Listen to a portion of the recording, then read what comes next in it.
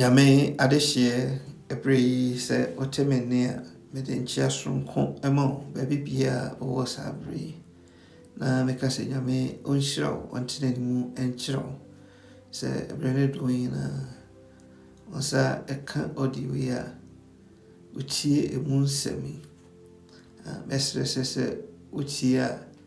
na wahye sebeya onamfofo busuafo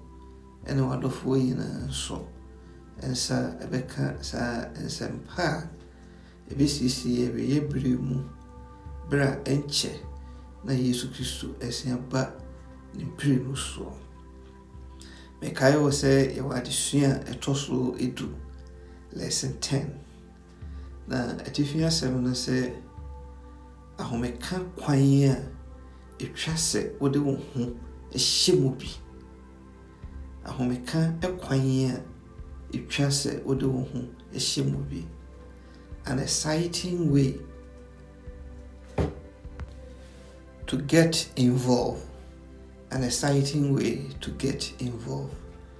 If I enkai bo sem na afri mati wa sempa no eti enkono enyumu a eye aduasa enson ene aduasa enwotwe. Matthew chapter 9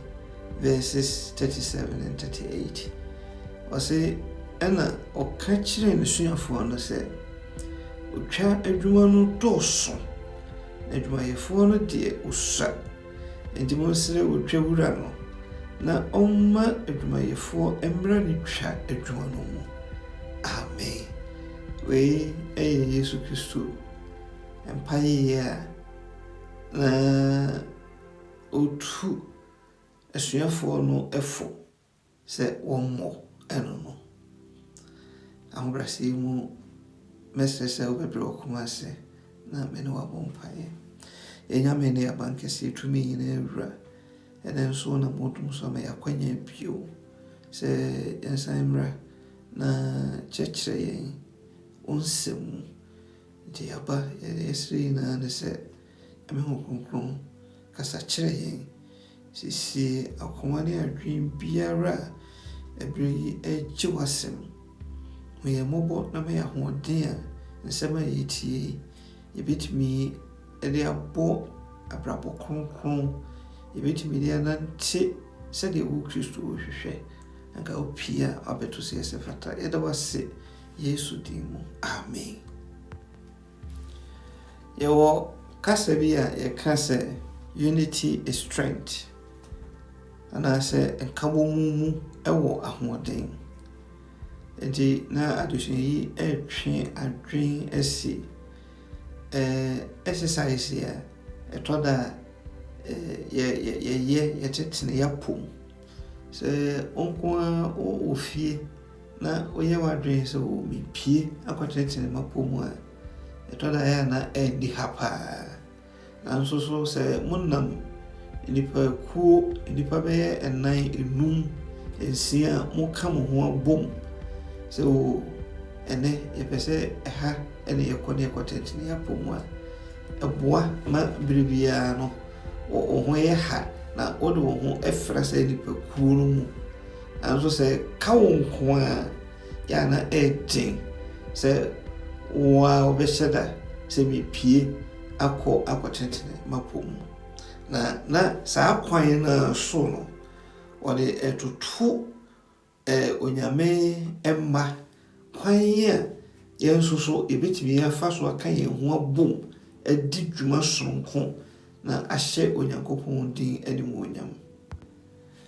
ne sentine se ye dan yen ho ya ye nipai bibi wo hono ma ebia metimi aye ni yie pa asen wo enti se edu saade no so a mo nyina mo depend on me saa na ebia wo so bibi wo mu a wotimi ye ni yie esen ye ayaka no enti se edu saade no so a ye nyina ye hwew enti se ye de Benjamin so mu a se ye kan yen ho bom se ye bibia bebia me mre no de ne ho odin ho no eboa ma ye nyina yetimi ekoye ni mu ntem saa pepepe ɛna ɛboa ɛma onyankopɔn adwuma ɛtumi kɔ nkan. Nti Yesu Kristo ɛbɛma yɛn hwɛsoɔ soronko. Na nka ɔyɛ onyankopɔn a ɔnyihia wɔ nipa biara mmoa. In fact, sɛ yɛkae a ɔka sɛ yɛn n'adwuma ɛsɛ sɛ yɛyɛ no sɛ yɛanyɛ mpo a ɔbɛtumi afrɛ aboɔ ama wɔn aba abɛyɛ adwuma no. Nti na Yesu Kristo bɛtumi ayɛ n'adwuma a ɔnyihia mɛno mmienu. But yɛn mu sasa de nti ɛna ɔbɛpaw asuafoɔ 12 ɛka ne ho. Ɔde bɛyɛ nhwɛsoɔ sɛ bɛyɛ a mɛno mmienu yɛbɛhu sɛ adwuma no ɛnyɛ baakofoɔ adwuma. Ɛyɛ yɛnsom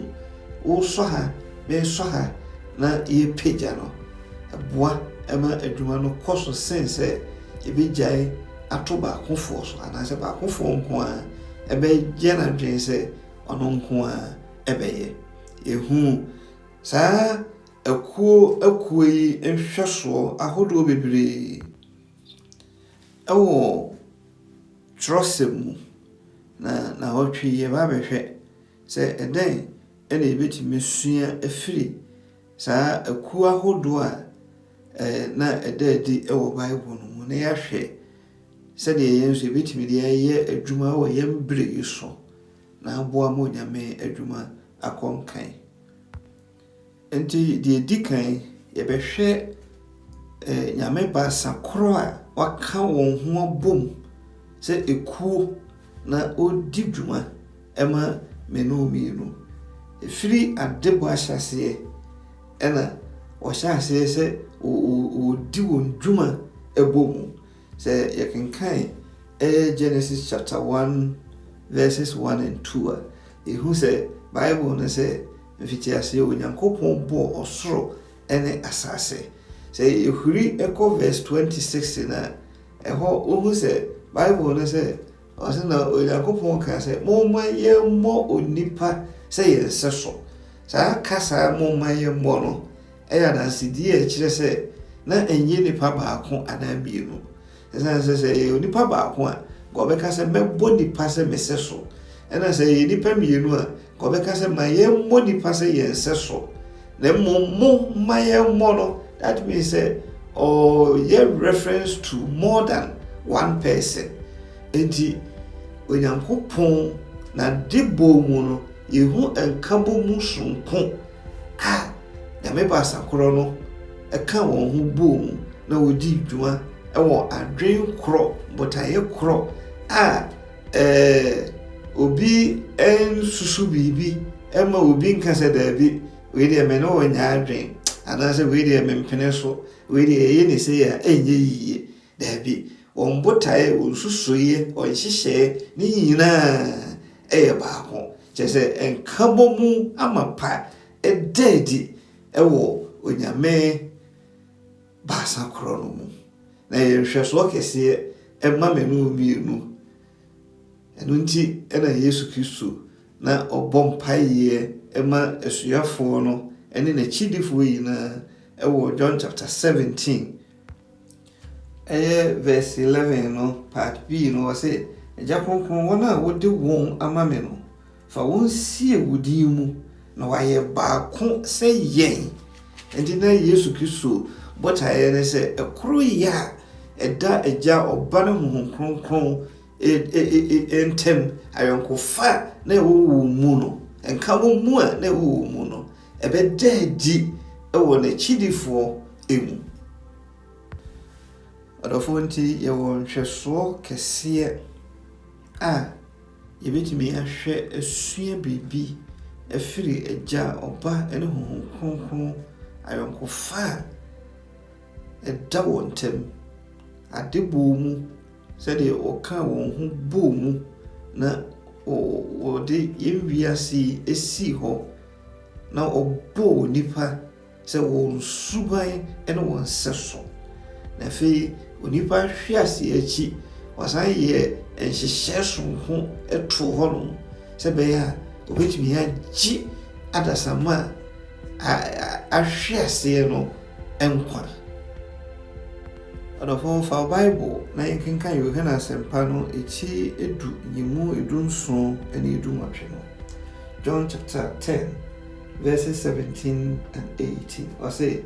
Yenti and a jano dome. If you send me the men qua me tuho, na ma fabio, obi enye me nsem, na miara, and I made it tuho. Na me wo ho kwan se me de me tuho, na me wo ho kwan se me fabio.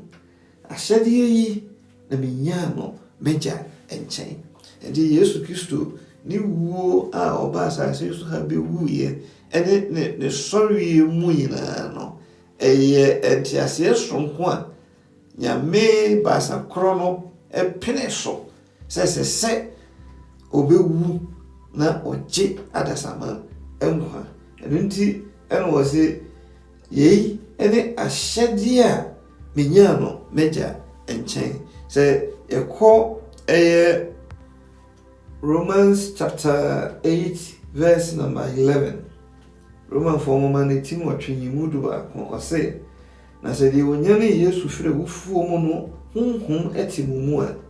deɛ onya ne Kristo Yesu firi awufuo mu no ɛbɛma mu nipadua a ɛwuo yi so nkwa ɛnam ne honhom mu a ɛte mu mu no ɛso. Enti hwan ɛde nya ne Yesu Kristo firi awufuo mu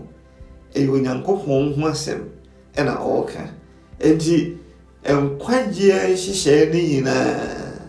saa Nyame basakoro yi nyinaa ɛdi dwuma soronko sɛ bɛyɛ a onipa nkwagye ɛbɛtumi awie mu die. Na yɛka ne nyinaa de ba bɛsi so sɛ na nkabɔ mu soronko ɛda wɔn ntam. Ɛnyɛ biribi a obi ɛbɛsusu biribi na obi asɔre atia. Enti ɛboa ɛma wɔn hyehyɛ nyinaa ɛkɔtɔɔtee. Na saa nhwɛsoɔ yi ɛyɛ nhwɛsoɔ a ɛsɛ sɛ mene omienu yɛsua biribi ɛfiri mu berɛ a yɛafa Onyame adwuma soronko ato yɛn ho so na yɛboa ama ne nkwagyeɛ nhyehyɛ a ɔde to hɔ ma adasamma no aduru wiase ɛne nipa nyinaa nkyɛn. Yɛnhyɛ ne nso sɛ biribiara nni hɔ a ɛho wɔ mfasoɔ ma Onyankopɔn sene sɛ ɔbɛgye nipa nyinaa nkwa. Enti wohwɛ saa Nyame basakoro yi dwumadi a na ɔmbɔtaeɛ ne sɛ anka wɔde onipa ɛbɛsi hɔ wɔ adebɔ mu na onipa atena sɛ wakɔhosan nkwa ɛne anigye mu wɔn nkwa nna nyinaa. Nanso onipa ɛyɛ asoɔden na ɛno ammu Onyankopɔn abam. Wasan ɛyɛ nhyehyɛ soronko sɛ bɛyɛ a obetumi asan de onipa asi hɔ bio sɛdeɛ nanka ne botaeɛ ne sɛ onipa bɛtena sɛ wɔadi nturo mu ne nkwa nna nyinaa no. Enti Onyame deɛ ɔhwehwɛ ne sɛ onipa ɛbɛnya nkwa ne nkwa nna nyinaa. Enti yɛbɛtumi awɔ asafo mu yɛbɛte akuo nkuma ahodoɔ. Yɛbɛtumi anya botaeɛ foforɔ ebia kuo ya yɛate sɛ obi maame efi mu a nhyehyɛeɛ sɛ ne yɛyɛ ɛde aboa no. Ebia ekuo ya yɛate sɛ obi bɛware a deɛ yɛpɛ sɛ yɛyɛ de boa no ni. Ne nyinaa ɛyɛ. Nanso so ekuo bia ɛwɔ asafo bia mu no ɛsɛ sɛ wɔn botaeɛ ɛne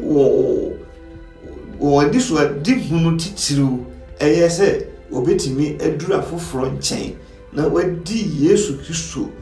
ɛho adanseɛ sɛ bɛyɛ a saa nipa no ebetumi anya nkwagyeɛ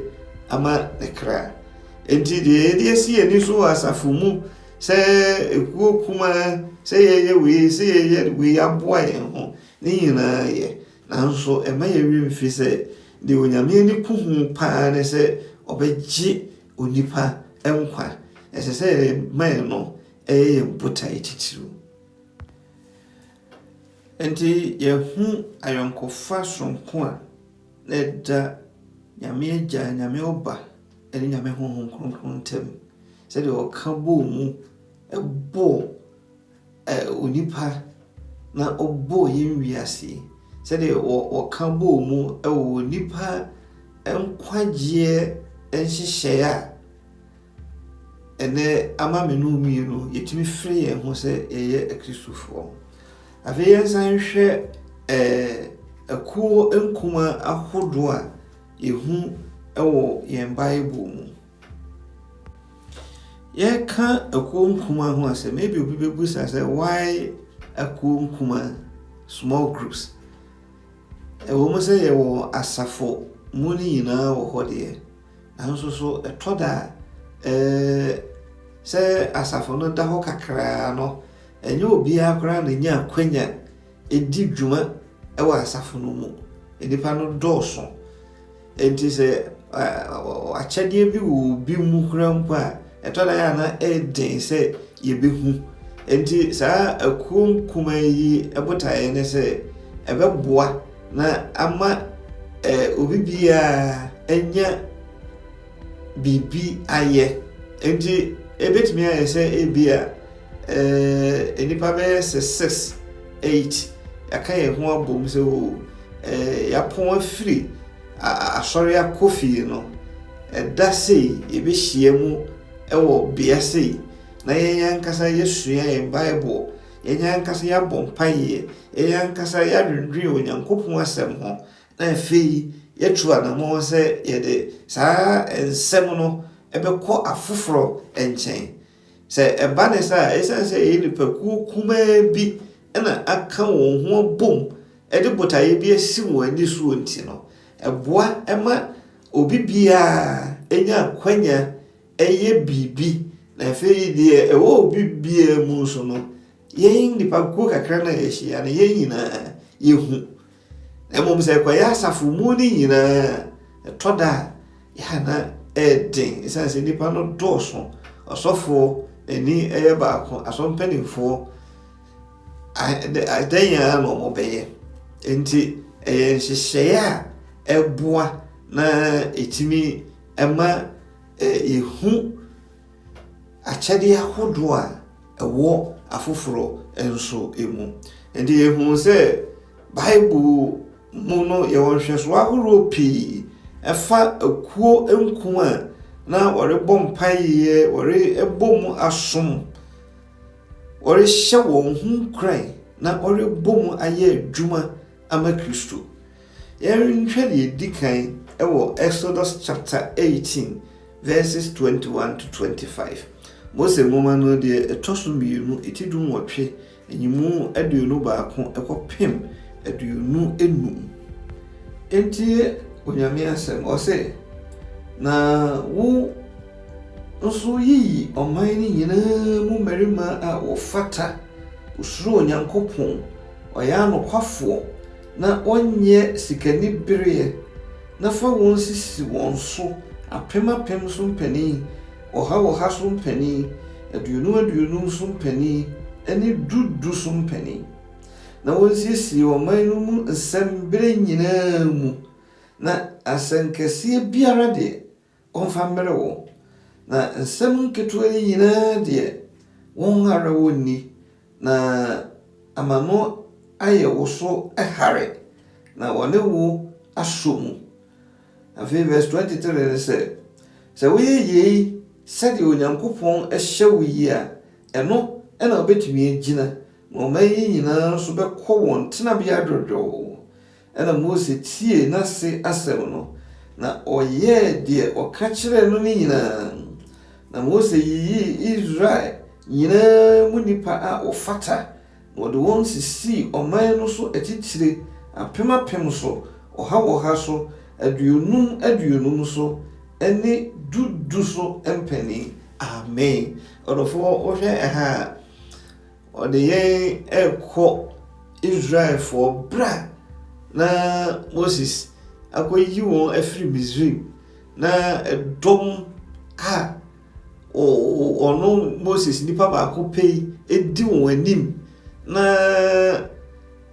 ɛwɔ mu a wei sɛ ɛna Moses nipa wei afa me wei, ɛna wei apira me, ɛna wei abɔ me. Kyerɛ sɛ nsɛm no ɛyɛ bebree. Na Jethro a ɔyɛ Moses na sew, ɔhwɛ sɛdeɛ na se no ɔbrɛ, na ɔno nko ara nipa baako, na nipa mpempem odi wɔn anim, na nsɛm yi bro ne so ɛna otu ne fo sɛ dabi sɛ onkoa wo fa nsɛm nyina so a ɛbɛboro so enti yi mpanimfoɔ kyekyemu enipa 1000 na ɔde nipa baako ato ano enipa 100 na ɔde nipa baako ato ano enipa 50 na ɔde obi ato ano enipa 10 na ɔde obi ato ano enti sɛ nipa 10 no de ɔda wɔn ano no sɛ asɛm bi si a ɔno hwɛ siesie na anyɛ yie a na ɔde kɔ 50 no hɔ ɔno si siesie na anyɛ yie a ɛkɔ 100 ɔno si siesie na anyɛ yie a ɛkɔ 1000 enti ansa na asɛm no enuru wo Moses anim no na kyerɛ sɛ ɛyɛ asɛm a ɛso na Bible sɛ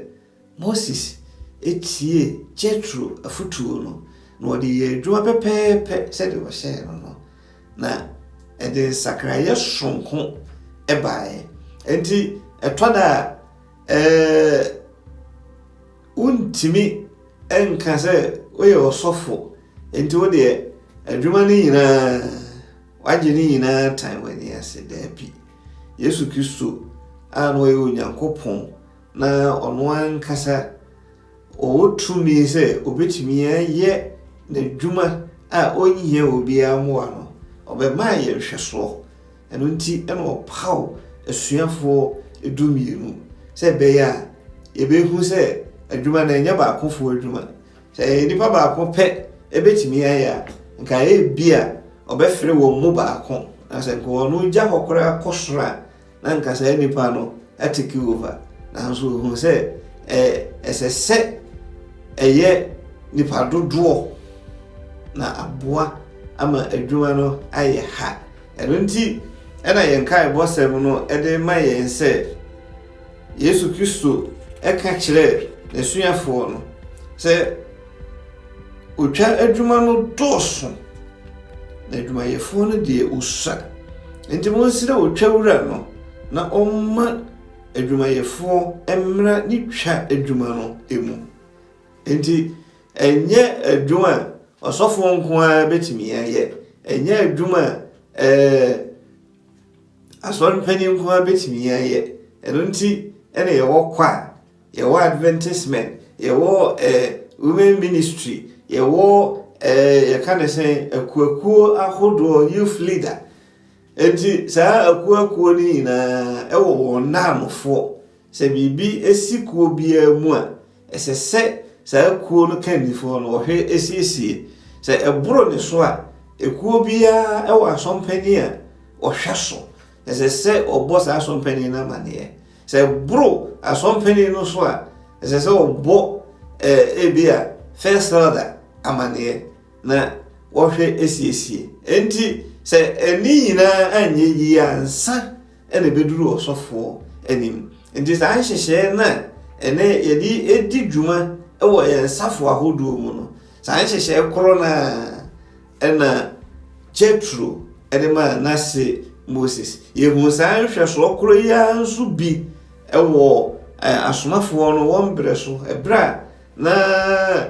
oni abre na ɔka nyamesɛm na enipa sakra na da bia na akra foforo ɛbɛka asafo no ho Bible sɛ adwuma no ɛbɛdɔɔso nti afei na ɔhaw ahodoɔ ɛsɔre wɔ mu ɛmaa no bi complaini ɛna nnuane no korɔ mo mmayɛn ɛna ɛsan sɛ yɛyɛ amamamufoɔ nti asuafoɔ no hu sɛ daabi sɛ yɛka sɛ yɛde saa ɔhaw nketenkete ɛba bɛka asɛmpaka adwuma yi ho a adwuma no bɛyɛ deɛ ma yɛn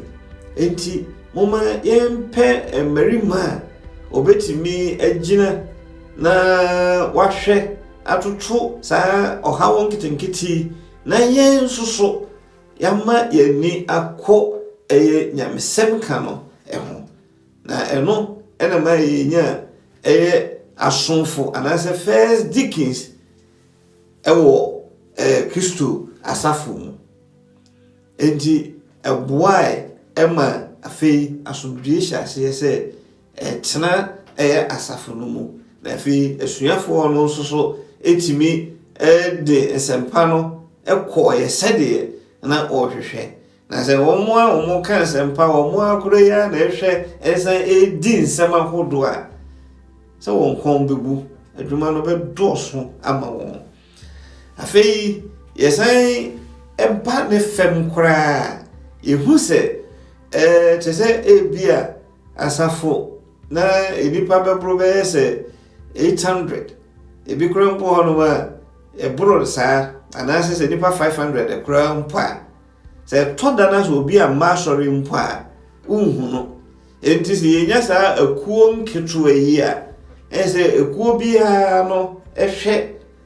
ne members se o ene yenipa yi wa ma enti ese se yekohwehwe ne kira kwan eno nyina eboa ema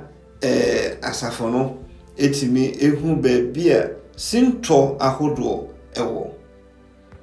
enti se yakenkan Luke chapter 6 verses 12 and 13 look at sempano eti ensie nyimudu mienu ene edu emiensa na ti the Bible no kan say na ba se nanu mu ofiredi ekọ bo bepo so mpaye na obo onyankopon mpaye na dumu ni nyina na ade achi no ofre na suafo no ebae na oyi won mu dumienu a ofre won asomafo amen enti Yesu Kristo ehu se esese oye ehweso bi eto hono eno nti ena obaaya obepaw esuafo edumienu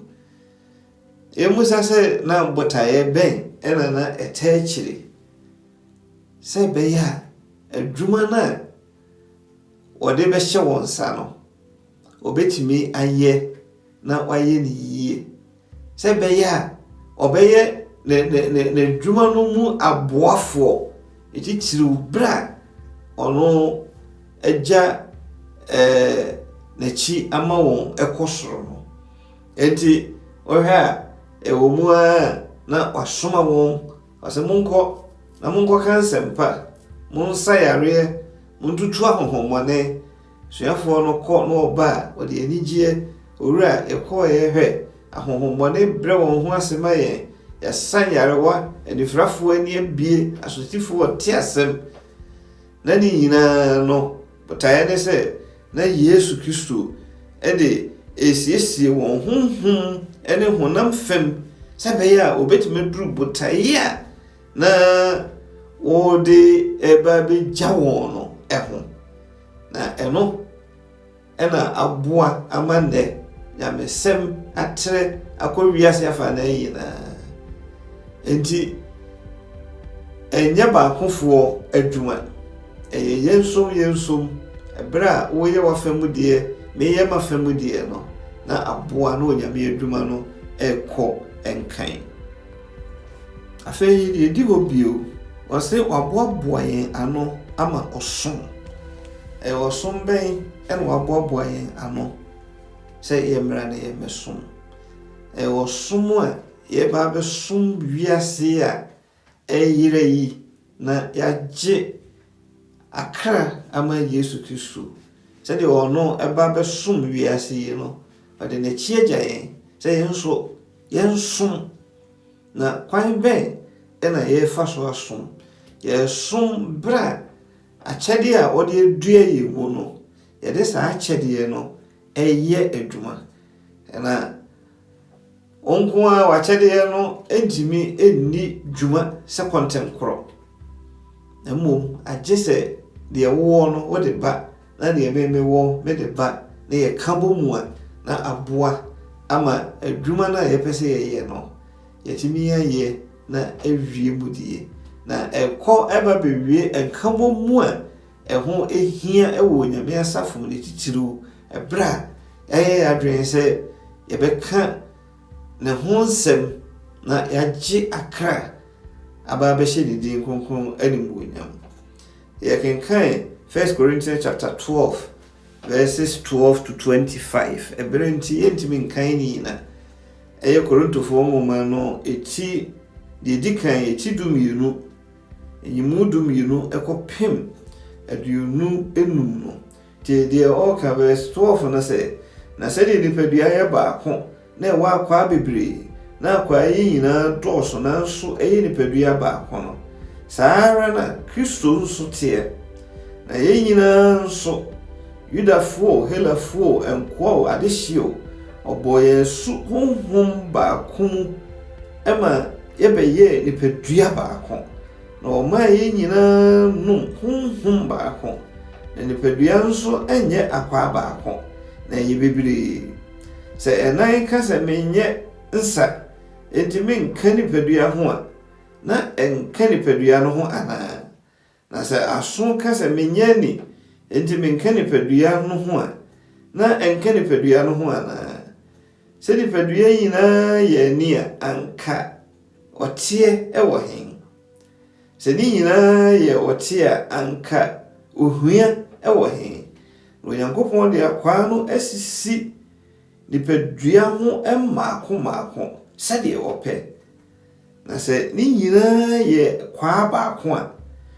anka nipadua ɛwɔ hen na akwa no dɔɔso deɛ nanso nipadua no ɛyɛ baako amen ɔdɔfo enti sɛdeɛ bi de kankan no saa akwa yi entimi enni dwuma sɛ kɔntenkorɔ sɛ ensa etu efiri nipadua no ho a sɛbi ɛbɛyɛ useless mfa so obiara ni so anaasɛ sɛ ɛnan etu efiri nipadua ho a ɛbɛyɛ dɛn na nante ɛnan no ankasa entimi nante ɛwɔ no a ne ho agye sɛ ɛka nipadua no ho ansa na atimi ayɛ adwuma ɛsɛ sɛ ɛyɛ enti saa pɛpɛɛpɛ ɛna Onyankopɔn asafo no ɛteɛ asafo no ɛyɛ nipadua a ɛyɛ Yesu Kristo enti yɛyɛ nkorabata a yɛ bata ɛyɛ nipadua no ho no ɛnsa ɛsono n'adwuma ɛnan ɛsono n'adwuma ano ɛsono n'adwuma na sɛ ɛnsa ɛbɛka nipadua no ho na anan ɛbɛka nipadua no ho na etire ɛbɛka nipadua no ho a na afei aboa ama nipadua no awie mu die enti honhom akyɛde ahodoɔ a Nyame ɛde akyɛ yɛn no sɛ me deɛ yɛ nnwomto a sɛ me de me nnwomto no tena fie a ɛmfaso biara ma so sɛ me deɛ yɛ asɛm ka me de asɛm ka no ɛfa baabi fa ɛmfaso ma so mmom sɛ me de asɛm ka no ɛyɛ adwuma na wodo nnwomto no ɛyɛ adwuma na obi nso de ne som adwuma ɛyɛ adwuma no afei aboa na esiesie yɛn nyinaa na ɛka yɛn bom ɛwɔ koro yɛn mu na afei Onyame adwuma atimi akɔ ɛnkan nokwasɛm ne sɛ ɛmmerɛ sɛ yɛabam ɛbɛbu ɛwɔ berɛ a yɛnko ara yɛredi dwuma bi nanso sɛ yɛka nkurɔfoɔ a ɔwɔ ekuo kumaa mu a wɔn ahotɔsoɔ ɛne wɔn botaeɛ ɛyɛ baako ho a yɛhunu sɛ yɛn ahokeka no ɛdi mu na ɛwie ɛmudie enti yɛnhyɛ ne nso sɛ yɛnko ara yɛntimi ɛnka sɛ mede menhia obi a man madom akyɛdeɛ ɛyɛ nnwomtoɔ enti mede meyanko a mɛte me ho na makɔ akɔto nnwom sɛ wote asɔre na sɛ yɛba hɔ na sɛ nnwom nko a ɛna da biara woto a menyi de sɛ asɔre no ɛbɛtumi agyina ɛna sɛ wote asɔre na wode wɔsɛ wɔadom akyɛdeɛ asɛmpaka wonhia wo biara enti da biara asɛm ka nko a na wɔbɛka nnwomtoɔ nim bibiara nim a ɛno nso asɔre no ɛntimi nyina enti deɛ ne deɛ yɛ nnwomtoɔ no sɛ wowɔ asɛmpaka akyɛdeɛ a na wode wo ho abɔ no na afei aboa ama mu ayɛ du sɛ bɛyɛ akyɛdeɛ ahodoɔ a yɛn nyinaa wɔ no yɛbɛtumi aka bom na yɛtumi de adi dwuma a Kristo ɛhwehwɛ sɛ yɛde bi de sen sɛ yɛnko a yɛbɛhu yɛn ho sɛ yɛnhia foforɔ ɛwɔ adwuma ye no mu esan se yehu ye ho se de ye nyame de adom ye no ye ho aye betimi de aye ama ye a ye hia obia da bi enye nokre Kristo ankasa mpo eba ye no ohwehwe asuafo a obeboa ama adwuma no akonkan enti obeda kasa wode wo hia obia afei yenhwe sɛdeɛ kanea safo no onso de saa akunkuma yi edi dwuma yɛkenkan asomafo dwuma no etidu nwɔtwe enyimu baako ekɔpemnum Acts chapter 18 verses 1 to 5 or say yenum akyiri no Paul free Atene ekɔ Korinto na ohunu Yudani bi a ne din de Aquila a wowo no Ponto na ofiri Italia ba ho enkyere na ne yire Priscilla efise Claudia ahyese won Yudafo nyinaa emfiri Roma enkɔ na ɔkɔ wɔn nkyɛn na enam sɛ ɔne n'adwuma ɛyɛ baako nti ɔtena wɔn nkyɛn ɛyɛ adwuma efise ɔyɛ ntoma dan ɛyɛfo na da homeda ɔkɔka nsɛm hyiadan mu ɛma Yudafo ɛne Helafo agyidiɛ na Silas ɛne Timoteo efiri Makedonia baeɛ no Paul de enam ɛka asɛm no na wodi adanse ɛkyerɛ Yudafo sɛ Yesu ɛne Kristo no sɛ yɛkɔ chapter 20 verse 1 to 4 nso a ɛka biribi wɔ hɔ sɛ na jejeje no gyaeɛ no Paul frɛ asuafoɔ no baa ne nkyɛn otu wɔn fo kra wɔn firi hɔ sɛ ɔrekɔ Makedonia na otwa mu hɔ nom de nsɛm pii tu wɔn fo na ɔbaa Hela na odi hɔ abosome miɛnsa na ɔreyɛ atu akɔ Syria no na Yudafoɔ return nti ɔpɛtu sa ne bɛfa Makedonia na Beroni Sopata Peroba ɛne Thessalonikafoɔ Aristarko ɛne Sekindo ɛne Debeni Gaio ɛne Timoteo ɛne Assyriafoɔ Tihiko ɛne Trofimo ɛka ne ho ɔdɔfo ohwɛ akenkan sɛm mmienu nyinaa ɛbobɔ edin ahodoɔ so adenti na Luka ɔtwerɛfoɔ a ɔtwerɛ ɛyɛ asomafoɔ nnwuma yi na ɔde saa edin ahodoɔ yi nyinaa ɛba mu deɛ na ɔtwe adwene si so nyinaa ne sɛ adwuma no na nyɛ Paul nko ara na ɛyɛ na ɛyɛ nipakuo bi a waka wɔn ho abom ɛna wɔnam a ɔka nsɛmpa agye akra ɛhyɛ Onyankopɔn de animuonyam Timoteo ɛne ɛmo makaka ka ho saafo yi nyinaa na wɔn kyɛfa hodoɔ a na wɔdi ebi ebetumi aka sɛ Paul ɛna na ɔyɛ main speaker nanso so emusa sɛ anyebia Timoteo na ɔno nso na n'adwuma pɔtee ne sɛ anyebia na bibia ni hɔ a na ɔyɛ ɛde boa na ɛne na adan nti ɛna na Luka ɔtwerɛfoɔ no ɔbobɔ saafoɔ yi na din ama yɛhu sɛ na ɔmo nyinaa ka ho ɛna na ɔde nsɛmpa no ɛkɔ enti obi biara adwuma ɛho hia deɛ obiara timi yɛ biara ɛyɛ very important ɛno nti ɛna na look ɛde saa din ahodoɔ yi na ɛma yɛn afei sɛ yɛkenkan asomafoɔ nnwuma no eti edumienu nyimu du baako ɛne edumienu na ɔsɛ na Petro ɛne baa ne ho soɔ no ɔkaa sɛ afei ɛna mahuna mpa sɛ Awurade asoma ne bɔfoɔ abɛyi me afiri Herod nsɛm ɛne deɛ Yudafoɔ man ɛretwɛn nyinaa mu afei verse 12 no sɛ na ɔresusu ho no ɔbaa Yohane a wɔfrɛ no Marko ɛne ne na Maria efie ɛhɔ ɛna na nipa bebree aboaboa ano ɛrebɔ ɛmpaeɛ enti wohwɛ ɛha na ɛnyɛ asɔre dan mu na wɔahyia ɛmom na waka wɔn ho abom ahyia ɛwɔ asuafoɔ no mu baako efie a na ɔbɔ mpaeɛ mu ɔden sɛ Nyame ɛma ne nsa so na ɔntwitwa ɛnye Petro na ɔmpaeɛ no onya ho mmuaeɛ mprempren na ogu so bɔ mpaeɛ no ɛna ɔbɔfo kɔ afiase ɛkɔsane Petro ɛyi ne pie afei ɛkenkan Acts chapter 16 verse 40 a ɛhɔ nso so yɛhu adekorɔ na bra yɛakye Paul ɛde no ato afiase na Bible sɛ yɛyi no ɔno nso so yɛkenkan Acts chapter 16 verse 40 ɔsɛ na wɔfiri afiase hɔ ɛkɔ Lydia fie na ohunu anuanom no wɔkyerɛkyerɛ wɔn ho werɛ na ofiri hɔ kɔɛ enti na ɔmo firi afiase hɔ na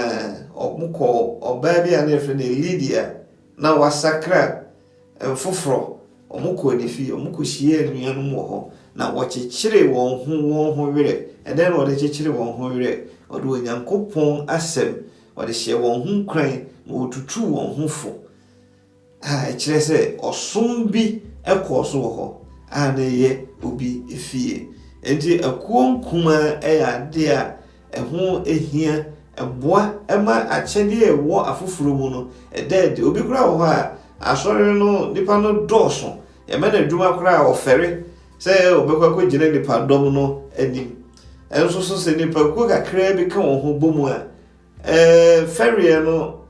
ɛtumi efiri hɔ na afei ɔyere ne ho na deɛ ɛwɔ ne mu no ɛtumi epie enti ɛyɛ sɛ brɛ ne dɔm nyinaa no sɛ asafo at least sɛ mo nam nipa bɛyɛ sɛ 6 7 8 abro so abɛyɛ sɛ 10 na 12 na mo brono a mo te so no mo bɛnbɛn a mo betumi aka mo ho abom apart from say yapon asɔre Saturday and say Sunday no ɛnɛ bɛpɛsɛ bi akwasi ada we yɛnhyia wɔ ha na yɛmmɔ mpaeɛ anaasɛ yɛnsua Bible anaasɛ yɛnwenwe biribi a ɛbɛtumi aboa ama yɛde nsɛmpa no akɔ afoforɔ nkyɛn sɛ yɛyɛ ne saa ɛbɛboa na ɛbɛhyɛ Onyankopɔn din animuonyam afei deɛ ɛtwa toɔ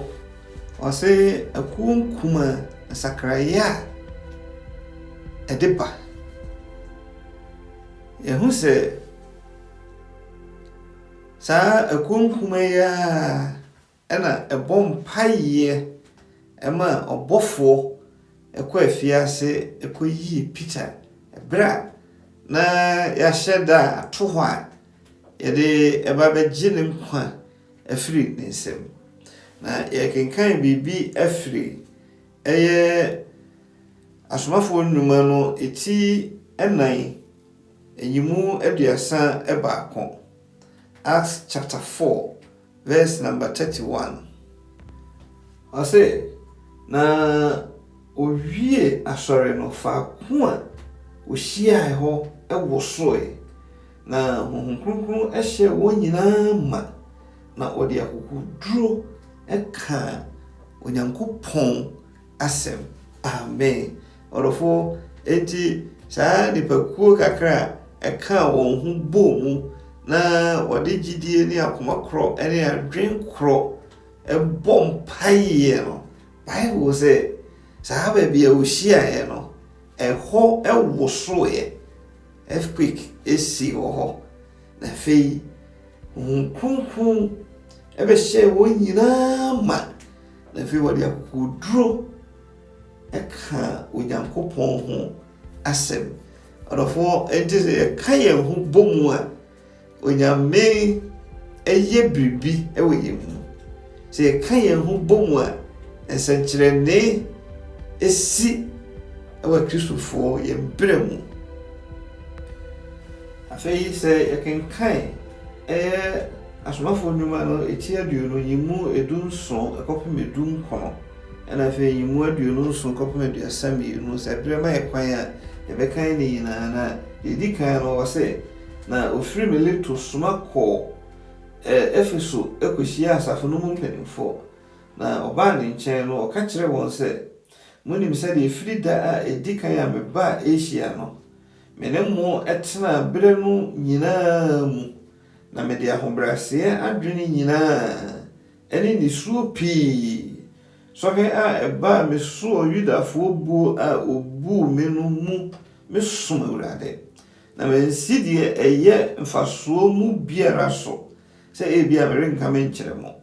na mekyerɛkyerɛ mo edwam ɛne afie mu. Afei sɛ yɛkɔ verse 27 na ɔsɛ ɛfiri sɛ mansi biribiara so sɛ ebia merenka Nyankopɔn tiri mu agyina nyinaa menkyerɛ mo. Enti monhwɛ mo ho ɛne nnwankuo nyinaa a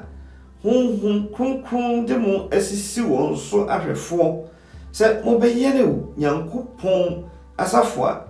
ɔde ɔno ara ne mogya anya wɔn no yie.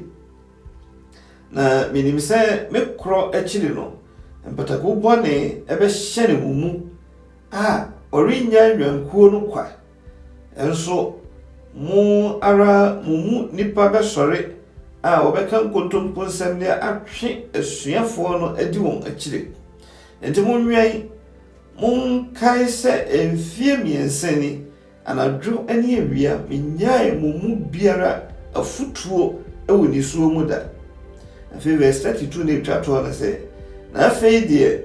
mede mo mehyɛ Awurade nsa ɛne na dom asɛm mu ɔno ɛna obɛtumi de mo asi hɔ na wama mo agyapadeɛ wɔn a wate wɔn ho nyinaa emu. Amen.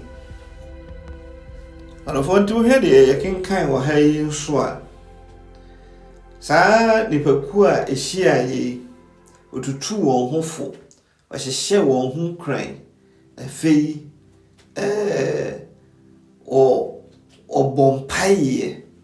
Enti ɛhu sɛ kanea Kristofoɔ no ɛbrɛ ne do nyinaa na ɔkɔ so ɛdidi wɔn ho nhyiamu a na ɛnyɛ sɛ ebia wɔahyia ɛrekɔ asɔre Saturday anaasɛ Sunday nko a na mmom ɛbrɛ ne dɔn biara na kwanya bi a wɔbɛnya biara no wɔde bɔ mpaeɛ wɔde sua Onyankopɔn asɛm wɔde tutu wɔn ho fo na afei wɔde fa wɔn ho adwen. Enti Peter mo bra na Peter da fiase na asuafoɔ no aka wɔn ho abom ɛwɔ mo baako fie ɛbɔ mpaeɛ mu ɔden. Afei berekoro na yɛhu sɛ ɔsan hyia mu ɛbɔ mpaeɛ ma asase wosoeɛ na afei Honhom Kronkron ɛbɛhyɛ wɔn ma. Berekoro na yɛhu sɛ Paul ɛnso so ɛhyia asafo mpanimfoɔ na afei otutu wɔn fo ɔhyɛ wɔn den ɔhyɛ wɔn kran afei ɔbɔ wɔn kɔkɔ ɔhaw ahodoɔ a na ɛbɛsɔre bra na ɔgya ɛhɔnom akɔ no. Enti yɛn nso so yɛbɛtumi ayɛ saa san sɛ ɔmo kanea asafo no ɛyɛ saa nhwɛsoɔ yi a na ɛsɛ sɛ yɛsua biribi ɛfiri mu. Yɛn mu dodoɔ na ɛnɛ yɛpɔn asɔre kwasiada a agye sɛ the following week kwasiada biem.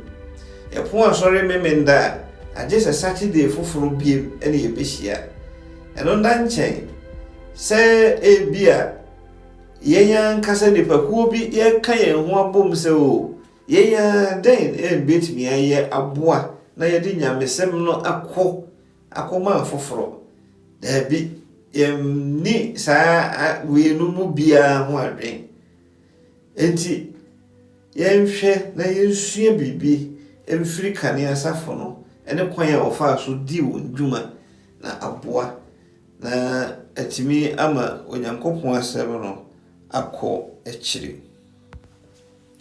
Sɛdeɛ Matthew chapter 9 verse 37 and 38 na ka no Yesu Kristo sɛ otwa dwuma no ɛso nanso apaafoɔ no ɛsua. Enti yɛnsrɛ otwa wura no na ɔmfa apaafoɔ no bi ɛmɛka ho. Ɔdɔfoɔ yɛ wɔn nkurɔfoɔ bebree ɛne nam abɔnten a onyame asiesie wɔn na ɔhwehwɛ sɛ menu mmienu yɛbɛkɔ wɔn nkyɛn na yakɔfo ɔmo aba bɛka apaafoɔ no ho adwuma no so ɛnyɛ baakofo adwuma menu mmienu yɛnko yɛntimi nyɛ enti yɛnsrɛ otwa wura no wɔmfa apaafoɔ no bi ɛmɛka ho otwa wura no deɛ ayɛ krado apaafoɔ no ɛwɔ hɔ wɔasiesie wɔn ho akasa menu mmienu yɛbɛkɔ akɔfrɛ wɔn na wɔn nso deɛ wɔwɔ mu no wɔde aba abɛboa enti ɛma remfi sɛ ɛne a wɔgu so a wɔte mene ebia na onyame ɛkasa akyerɛ wo sɛ wɔn nso so wobɛtumi ahyɛ ekuo kuma biara ase ɛwɔ fie asafo mma a ɛbɛn wo no monkeka mo ho mmom